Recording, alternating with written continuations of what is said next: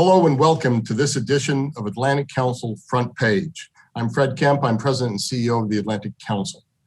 Today we're celebrating Africa Day at a moment of historic change on the African continent. As conflicts have erupted in Ethiopia and Chad, generational transitions are also taking root in places like Sudan, all further impacted by the systemic challenges brought on by the COVID-19 pandemic, climate change, and threats to democratic rule. Experts have called this the onset of the African century. And this will be a period in which 1 in 4 people in the world will be African by 2050. But at the same time, it could be the continent with the world's fastest growing economies and perhaps even the largest free trade area. To better understand the forces at work, I'm delighted that the Atlantic Council has welcomed Ambassador Rama Yade as director of our Africa Center as we double down on our commitment to Africa on what we see as an inflection point for the continent. Thanks to Rama's inspiring and bold vision for the future and the high quality of her team, we have a unique opportunity to elevate Africa in policy conversations on both sides of the Atlantic, while reshaping the narrative on Africa's future into one of prosperity rather than instability. It isn't that we don't understand Africa's challenges and problems. It's just as Rama says, this is a land of opportunity, and sometimes those opportunities are not talked enough about and not focused on in ways that would actually drive them forward. A native of Senegal and the first woman of African descent to serve in the French cabinet, Rama brings with her impressive expertise and experience that will allow the Africa Center to raise its profile and build on its work as a leading voice for African agency and transatlantic partnerships. She embodies the Atlantic Council's transatlantic ethos and will allow our Africa Center to build critical bridges between the United States, Europe, and Africa as we navigate the future as a united Atlantic community.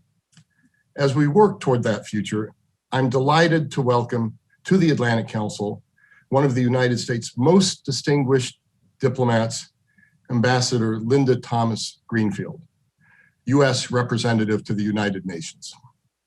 With her remarkable diplomatic career, including service as Assistant Secretary of State for African Affairs, Ambassador Thomas-Greenfield has assumed her UN post at a critical time for U.S.-African relations as the Biden administration demonstrates its commitment to multilateralism across the global stage. Africa will play no small part in her diplomatic undertaking. And with African countries making up 30% of the UN seats, no American agenda will be achieved without African support. So, Madam Ambassador, thank you for joining us today on Atlantic Council Front Page, our premier platform for global leaders. For all our viewers who have for all our leaders who have tuned in virtually, please participate in our conversation on Twitter using the hashtag #ACFrontPage, hashtag #ACFrontPage. And with that, Rama, it's my honor and pleasure to pass the stage to you. Thank you so much, Fred. Dear Ambassador Linda Thomas-Greenfield, welcome to the Africa Center for this special day, Africa Day. For my first interview as a director of the Africa Center and with you as a special guest, and what a guest. Thank you for the honor. Thank you for the time and for your upcoming thoughts. Since I have a foot on 3 continents, welcome to our African, French, European, and American attendees. Ambassador Thomas-Greenfield, I think you, maybe do you remember last time we met in front of ASG elevator? You told me about your wish to step down, to look after your grandchild, be involved in Biden's campaign, Biden who was not seen as the next winner at that moment. And now he's a president and you are here, US ambassador to the UN. That's an easy question to answer, but let me start first by congratulating you for taking on this amazing position at the Atlantic Council, and to wish you the best of luck as you work on issues that we both are very, very passionate about across the continent of Africa. So the simple answer to your question, what happened? What happened is the American people spoke and elected President Biden, and he surprised me and asked for me to be his ambassador to the United Nations. So that caught me completely off guard. But I think he found a place that is very much in my comfort zone. Yeah, that's right. And as you can see, it is the start. It is a conversation, maybe like a fireside chat through this cold screen, more than an interview. But I have a few questions first about your career, maybe. Undoubtedly a solid career of diplomat, 35 years with the U.S. Foreign Office, Assistant Secretary of State for African Affairs, Ambassador to Liberia, postings everywhere in Africa, lead Africa Practice Lead at Albright Stonebridge Group, Distinguished Fellow in African Studies at Georgetown University. No one can doubt of your African commitment. And as an African woman, I noticed African nations were the first to welcome your awesome achievement. And my first question is very simple. What explains your African commitment? Yeah, which African countries have most impressed you? As ambassador, will you do what Africans are not familiar with these last years, prioritize Africa in your mission? That's a wonderful question, Ambassador. You know, I went to Africa for the very first time when I was 26 years old, and I went to Liberia to study. And I fell in love with the continent at that point. I fell in love with Liberia, so clearly Liberia is going to be listed as the country that is my favorite country on the continent, but I actually fell in love with the continent. And I fell in love with the continent because it's so clear when you look at me, that is where I'm from. That is where my roots are from. I'm an African. Had my ancestors not been brought here as slaves, I would have grown up likely as a Nigerian, because my ancestry.com told me that I'm about 48% Nigerian. So I realized very, very quickly when I went to the continent that there was an emotional attachment there. The fact that I eventually ended up studying Africa and making Africa as a continent my professional focus is very much related to that personal connection that I have to the continent. And there are countries all over the continent that have tremendous potential. But I always like to point out Liberia. And the reason is Liberia went through such a horrific experience of civil war, where children saw their parents killed and parents saw their children killed. And Liberia eventually came out of that war, electing the first woman ever to be elected a president on the continent of Africa, and even before we've elected a woman in the United States.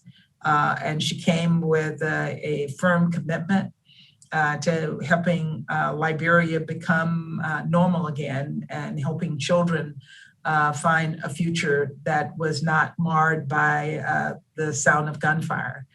And so I was very much a part of that rebuilding that President Sirleaf led as the U.S. ambassador to Liberia from 2008 to 2012. And I'm very proud of what we were able to accomplish there. Yeah, absolutely. Lucky Nigerians to have you. You stressed the changes on the continent. You have had the time during your career to see tremendous changes on the African continent. As I'm used to say, the oldest continent, the youngest population, the largest population soon in the world, home to many of the fastest growing economies in the world, the biggest digital revolution of these 2 decades. And beyond COVID, terrorism and poverty, do you think that Washington, under this new Biden presidency, can look at Africa in a different way, more in line with the realities of on the ground, as a land of opportunities and not only a land of risks? Absolutely. And that is a question that was made for me because I do feel, and I know that the Biden administration understands that Africa offers tremendous opportunities and that there are success stories in the making on this continent.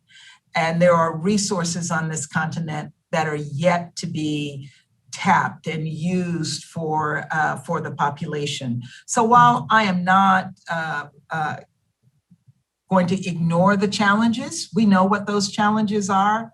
We know that we need to focus on the opportunities. We need to look at the fact that before COVID, Africa had the largest number of the fastest growing countries in the world. 6 or 7 or 8 countries were among those fastest growing countries in the world.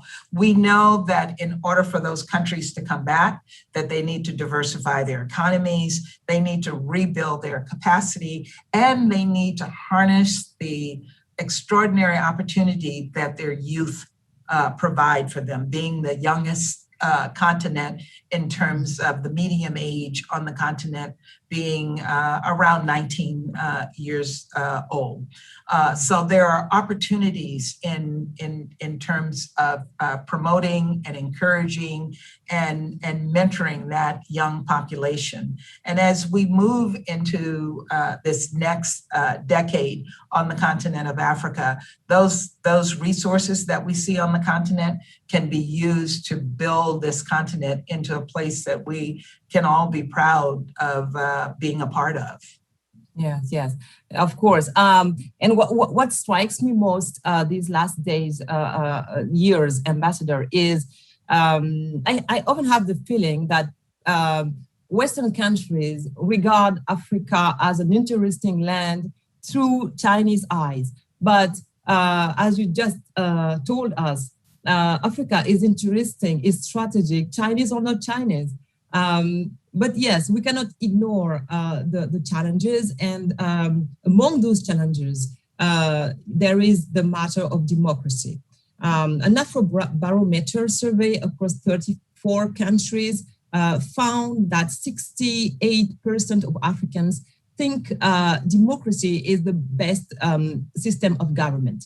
But moving democracy from paper to practice is a challenge.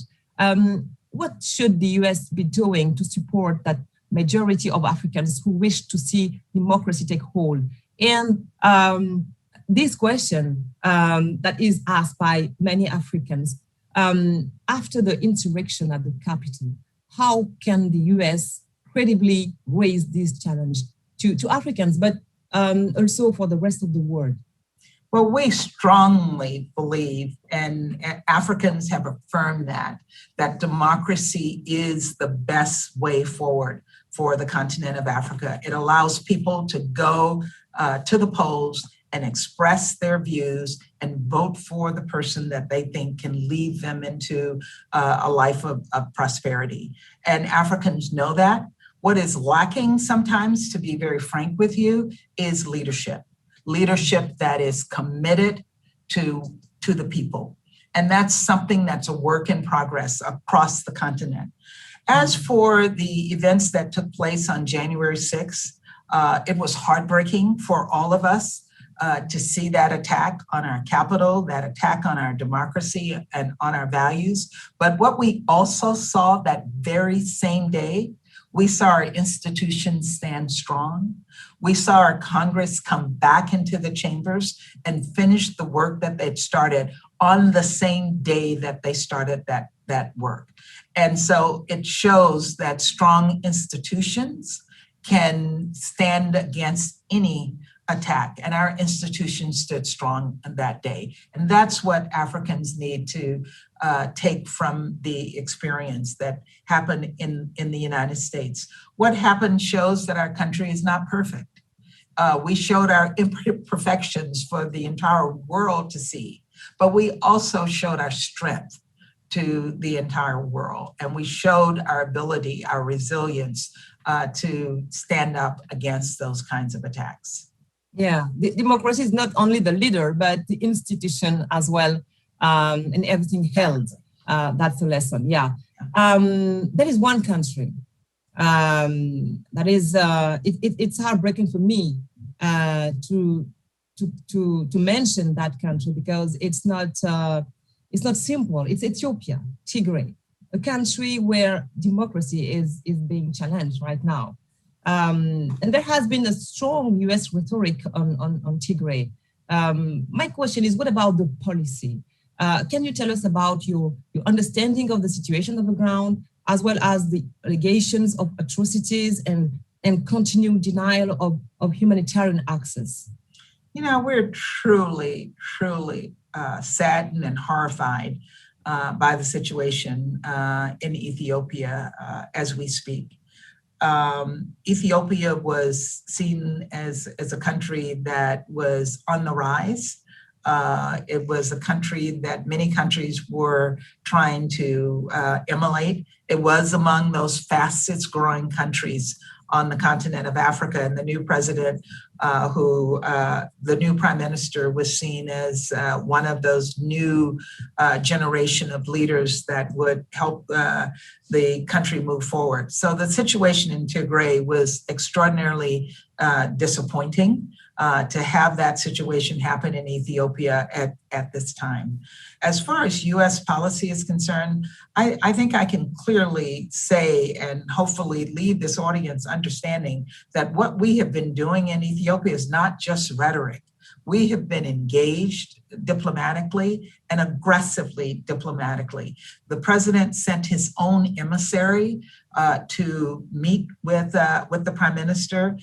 Senator Coons went out there, met with the prime minister, passed strong messages, got commitments from the prime minister. And we saw that some of those commitments were honored, others were not, including the one in which we understood that the Eritrean troops who've been reported to have committed many of the atrocities that we have seen committed there, that those troops would leave, and they are still there.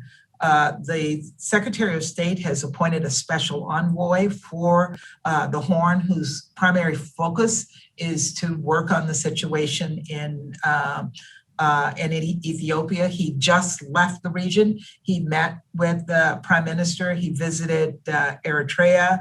He met with the president there for hours, and he is actively engaged with the situation on the ground. And then let me just bring it back home, right here to New York, where we have engaged intensively on issues related to Ethiopia.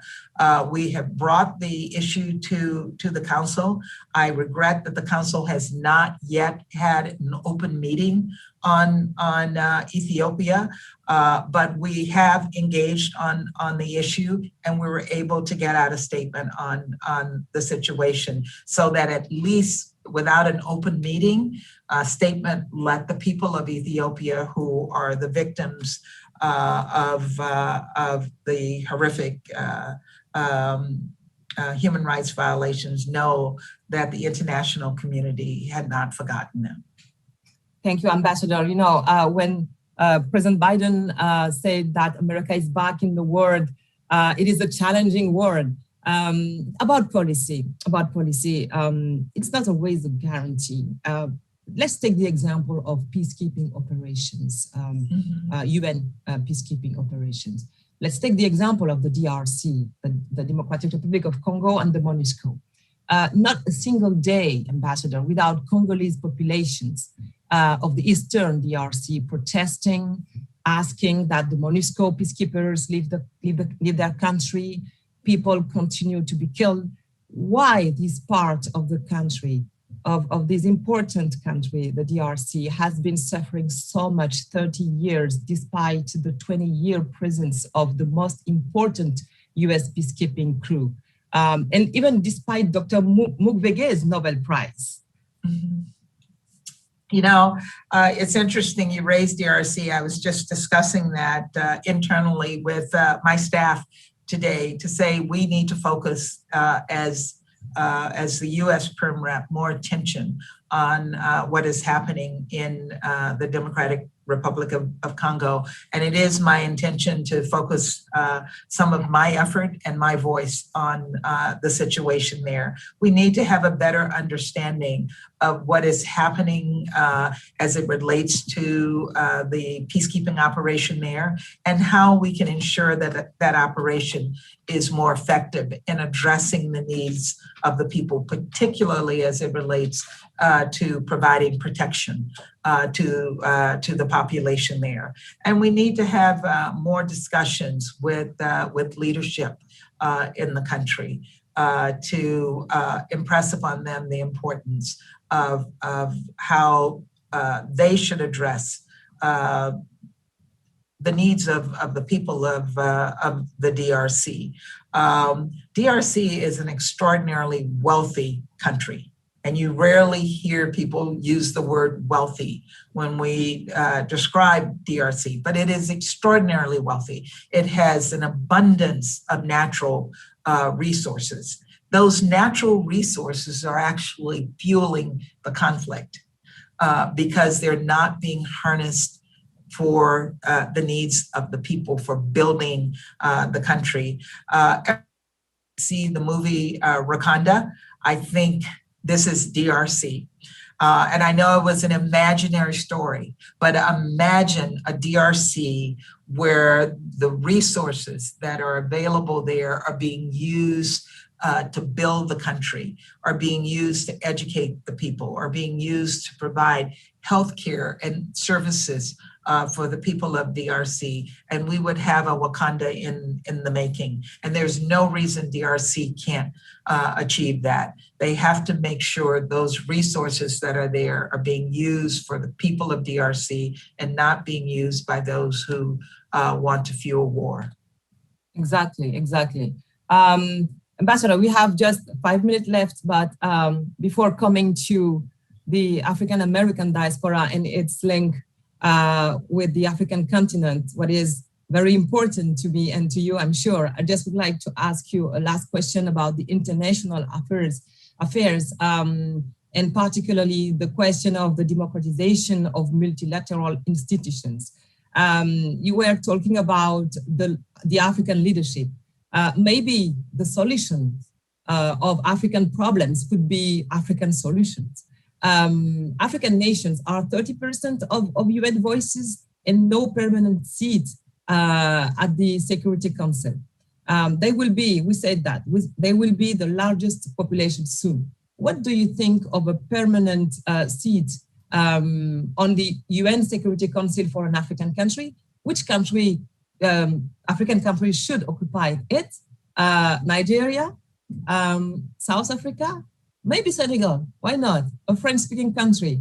Do you think this classification of African countries may by language is relevant, but it's up to you. You know, UN reform is a very interesting topic here in New York because everybody talks about it, but everybody has a different definition of what UN reform entails. And the question of whether there should be an African country on the UN Security Council, you know, my feeling is that's going to be a decision and who that country should be is going to be a decision that Africans themselves should make. And I will sit back and watch the discussion. I'm not going to choose my ancestral country, Nigeria, and the blood flowing through my veins. And I know that Nigeria would say very quickly that, of course, we're the most populous country on the continent of Africa. We ought to be the representative of Africa on the Security Council. Ethiopia might even make that argument as the second most populous country on the continent of Africa. South Africa, a huge player on the continent, clearly believe that they should play that role. And why not Senegal as a French-speaking country, or Cote d'Ivoire? That's going to be a question that will be extraordinarily difficult to answer. But the broader question of UN reform, we all support having discussions that look at how we make the UN more effective and more responsive and more efficient as an organization to address the requirements that we all look to the UN to do. And that's a conversation that takes place, I think, on almost a daily basis here in New York. Yeah, thank you. I think about Senegal that President Macky Sall may hear you on this. But this conversation is really fascinating, Ambassador, and we could take talk for a very long time. But there is a last question, something I don't want to miss. It's about the link between the African American diaspora and Africa. This link must be one of the most tragic and fascinating stories in human history. And yet so little is said about this singular link. You said you are an African woman. That's a lot for an African woman like me. And from Nkrumah to Malcolm X, from Senghor to Webb Du Bois, from Aimé Césaire to Marcus Garvey, Pan-Africanist leader on both sides of the Atlantic, have dreamt of a convergence of the two trajectories. What's left of that old dream? What do you expect from the African Union, for example, or from Africa in general about the African American community? We have a discussion about George Floyd's death, a few months ago, and you told me very interesting things about this. We're celebrating or commemorating that in a few days, and I have to tell you that the George Floyd death was traumatizing to our entire community, because we had all experienced that throughout our lives, from the Jim Crow era, from slavery through Jim Crow, through the Civil Rights Movement, where Black men were violently slaughtered. But we'd never seen it like we saw what happened to George Floyd. And I think a couple things happened there. For the first time, I actually heard African countries and African leaders actually issue statements on that. Now, George Floyd was not the first. And sometimes I would be wondering where were the voices of Africans when events taking place in the United States were affecting their descendants in this country. And we rarely heard those voices, but we did hear those voices after George Floyd. I think we have missed an opportunity between the African American, Africa diaspora community and the continent of Africa to really harness relationships to empower each other. And I think we need to look for more opportunities to empower African Americans who really feel a very close and emotional connection to the continent of Africa. But we also don't always feel that Africa feels that emotional connection to African Americans. Our bloodlines are linked, and they go back the 400 years. And what we as African Americans are missing is who our bloodlines are. And so this DNA technology that has happened over the past 20 years has allowed some of us to at least tap into, in a very broad way, where we might have have come from. And that is very meaningful to all of us. It is very emotional for all of us. And I think the next step in that process is for the African continent to fully embrace their relatives in the United States. You're absolutely right. You know, as a French citizen as well, and member of the French diaspora, African diaspora there, we grew up with all those names, not only George Floyd, but every year we did not ignore anything about the African American diaspora. And we know everything about your heroes, your survivors, your struggles. 400, it's so long, so tiring. But it is interesting to hear that the connection is being built between the continent and its diasporas everywhere in the world, including the American diaspora. Ambassador, I have to stop there now because you have a heavy agenda, and I would like to thank you for your generous time today. It has been a privilege to have you and to hear your views on Africa and how the continent fits into the Biden's administration's plan. With you representing the United States at the UN, there is much reason to be optimistic. Allow me to also thank our audience for joining us for this Africa Day celebration, and for our special team and partners at the Africa Center, which you've been introduced today. As the center embarks on its new chapter, we really hope you continue to follow us, to follow for events and programming to come, including those high-level conversations. And until next time, thank you. Thank you, Ambassador. Good. Thank you very much. And congratulations on Africa Day. Thank you.